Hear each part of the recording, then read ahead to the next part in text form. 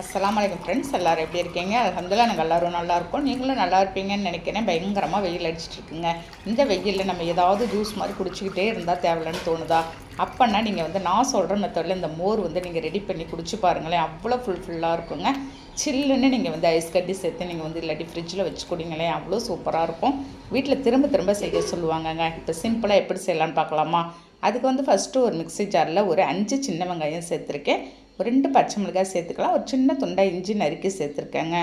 மல்லி, புதினா, கருவேப்பிலை கொஞ்சம் கொஞ்சமாக நம்ம சேர்த்துக்கலாம்.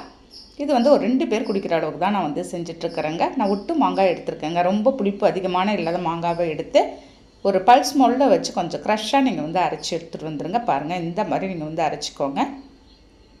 மாங்காய் 1 2 அப்படி அப்படியே இருந்தாலும் நல்லாயிருக்குங்க சாப்பிட்றதுக்கு நமக்கு.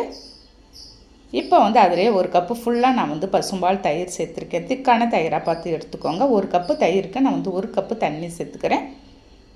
பாருங்கள், இப்போ அதிலே ஒரு 1/2 ஸ்பூன் அளவுக்கு நான் தூள் உப்பு சேர்த்து ஒரு 2 பல்ஸ் விட்டு திரும்ப நம்ம அரைச்சி எடுத்துகிட்டு வந்துடலாம். பாருங்கள், மேலே எல்லாம் நமக்கு அந்த பசும்பால் தயிரில் செய்கிறதுனால மேலே எல்லாம் நல்லா கொழுப்பு தங்கி இருக்குதுங்க. இப்போ அப்படியே ஒரு 2 டம்ளரில் நம்ம ஃபுல்லாக ஊற்றி ஐஸ் கட்டி சேர்த்து திரும்ப உங்களுக்கு எக்ஸ்ட்ரா மாங்காய் ஏதாவது வேணும் அப்படின்னாக்கா நீங்கள் அதில் போட்டு நீங்கள் சாப்பிட்டு பாருங்களேன்.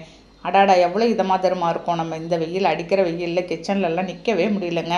இந்த மாதிரி சமயத்தில் நீங்கள் அப்பப்போ நீங்கள் இந்த மாதிரி ஜூஸு இல்லாட்டி இந்த மாதிரி மோர் இந்த மாதிரிலாம் நீங்கள் குடிச்சிக்கிட்டே நீங்கள் நம்ம வேலை செஞ்சோன்னா நம்ம உடம்பு நல்லா ஹெல்த்தாக இருக்கும். ஃபுல்லாகிற மாதிரி இருக்குங்க.